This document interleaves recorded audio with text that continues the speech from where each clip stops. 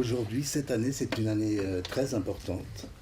Ça fait 10 ans que le Conseil des droits de l'homme de l'ONU existe et ça fait 10 ans que la tribune du FIFDH lui fait face.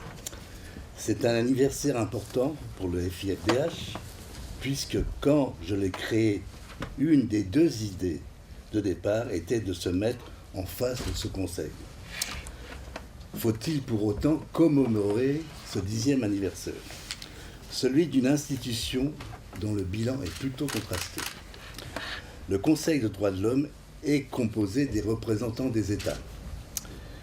Il est l'un des principaux organes de l'ONU chargé de la protection des droits fondamentaux. Il est loin d'être parfait. Avec la complicité des grandes puissances, il est souvent muet sur les violations.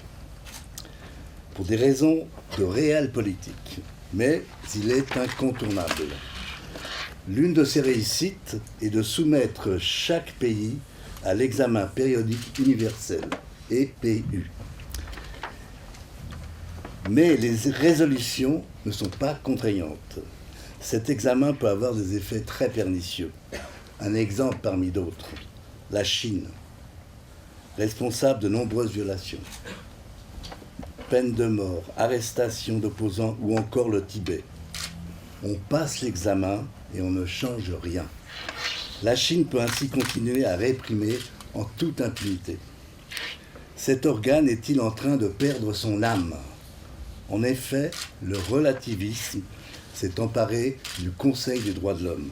C'est le cas quand, au nom d'une culture, du marché, d'une politique ou d'une religion, de nombreuses violations ne sont pas condamnées. On le voit aujourd'hui au Conseil des droits de l'homme qui est tétanisé lorsqu'une grande puissance viole sans vergogne les droits humains, comme c'est le cas en Syrie, où la Russie, alliée de Bachar, massacre massivement les civils, bombarde les hôpitaux. Alep résiste, mais elle est en danger d'extermination. Et là, on touche à la question de l'immigration.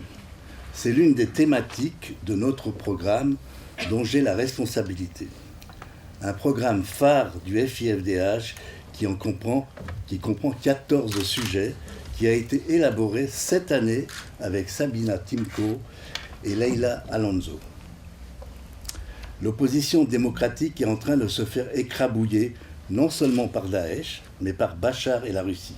Alep, toujours Alep, est en train de mourir, mais là, l'ONU, les États-Unis, l'Europe regardent ailleurs.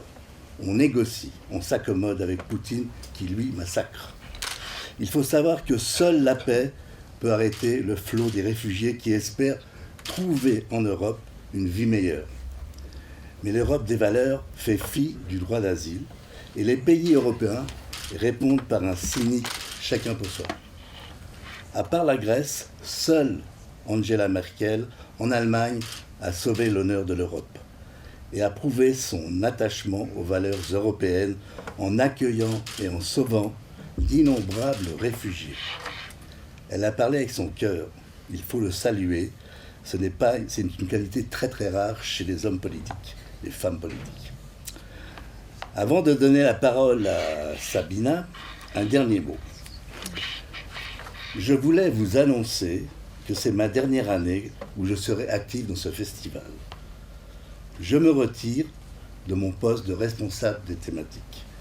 Après avoir fondé le FIFDH et l'avoir développé pendant 14 ans, notamment le concept un film, un sujet, un débat, le programme qui constitue, à mon avis, l'originalité du FIFDH. Je vais m'arrêter. Mais je suis fier d'avoir accompli et aussi d'avoir réussi un dernier objectif. Faire en sorte qu'un festival existe dans chaque région linguistique en Suisse. Lugano, Zurich. Mais je ne quitte pas ce festival pour autant.